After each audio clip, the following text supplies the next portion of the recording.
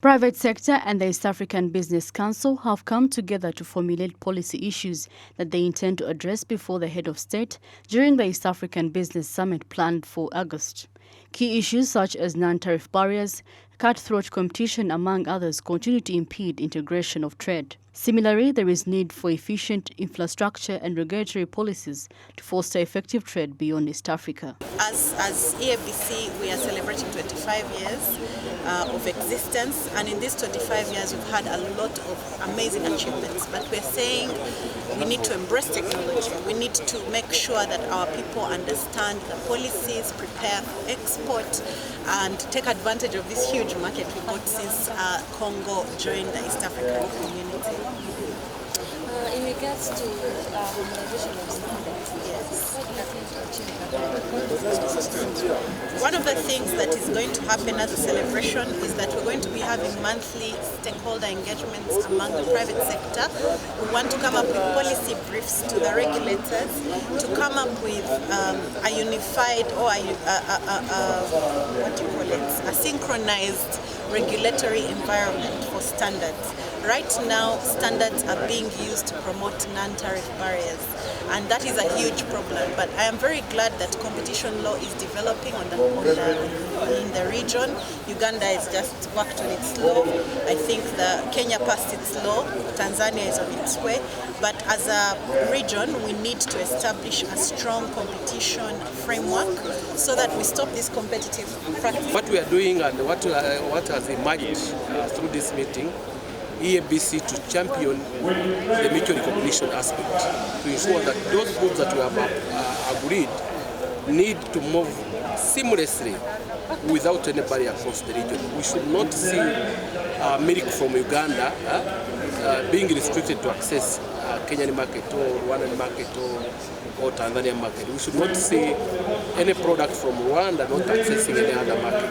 So it is the role of EABC to ensure that there is coherence, consistency in terms of policy, in terms of measures, in terms of regulations, in terms of laws that we have agreed. And really members have raised a pertinent issue saying that if we cannot trade within our region, why are we going to continental free trade area?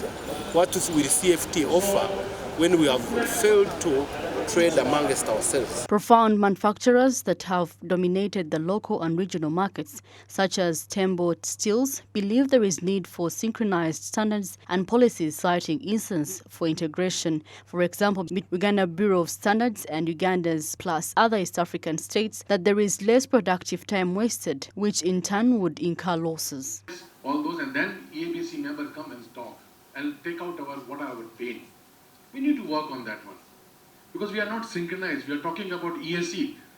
Anything you produce, no, it has to go back to Arusha. You go and present in Arusha, no, it has to go to Kenya. Kenya has to approve. You go to Kenya, then you go to Rwanda.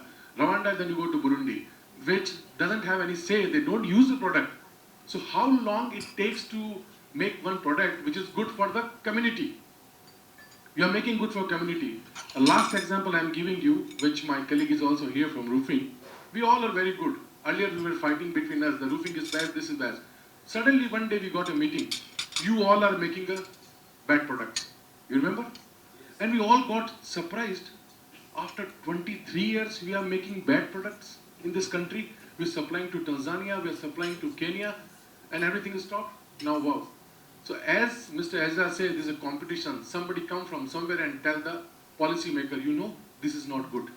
So what we are doing in this country for the last 24 years. Prudence Zukunika also elaborated several challenges faced due to the avoidable inconsistencies presented by shoddy frameworks. According to Brenda Kankunda, a trade analyst, there is need to see budget support to the private sector, especially on key areas such as standards, export promotion, for example. This will ultimately support charge for fully regional integration and the African Continental Free Trade Area. There are times when you have a problem, you keep it to yourself, it will not be solved. This is a very big problem. I cannot go to Russia when East Africa is not yet solved. I was in every country in East Africa, but because of COVID, it was hard to travel, it was hard to trade. And especially Rwanda, where I had my wine is in every supermarket. But because of the closure of the border and the closure of COVID-19, that took like 3 years. Bella wine is a very nice wine, which is loved by everyone. They had consumed and finished. And another challenge is that most of the customers I had there, like supermarkets, most of them were closed. So it is a very big challenge now to start again. Now the challenge where it is that Rwanda Revenue Authority continues counting taxes, putting penalties. These are usually based on what we have in place, but also the negotiations that we see happening at the moment. We're so excited about the AFCFTA that is coming up, but yet we also see regional blocks like the EAC being shaped as a building block for this AFCFTA. So that ideally means that we need to realign our EAC and address the issues that are persistent within the community. Most importantly, to do with our issues to do with standards, market access, and issues around taxation, our fiscal policy. We see a lot of competition within our taxation framework. Yet, the point that we've been seeing on the ESC is how best we can address the issue of tax harmonization, which at the moment is still lacking, and I think that is one of the areas that also needs to be taken into account. Secondly, we need to see how our budget is supporting the private sector. When you look at this year's budget and the share that is given to Uganda National Bureau of Standards, but also to Uganda Export Promotion Board. Honorable Nathan Naveta called forth for investment funding beyond commercial banks to include capital markets and set forth for trade and investment to shape regional agenda. Still, there is call for budget support to the private sector to be realized as competition needs to be checked through legislation. In Uganda, you've only relied, and in Uganda we only do 14%, and that's only from banks. So we don't have financing. And if you don't have financing, it is very, very difficult to do what you want to do. So I think I want you to look at the capital markets as the alternative to raising money, to do what we need to do.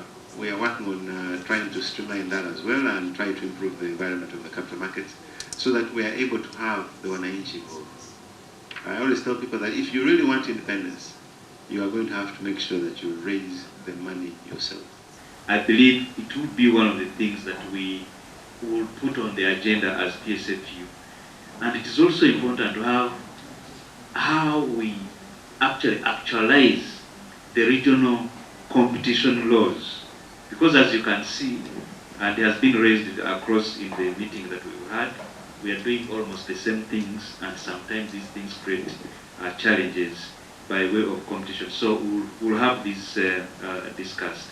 In an ongoing push to foster fair competition and enhance regulatory harmonization, the East African Business Council remains a force in driving commitment to a level playing ground for businesses across the region. Rona Nahabwe, Masi Katsimi for SMART24 TV, Business Today.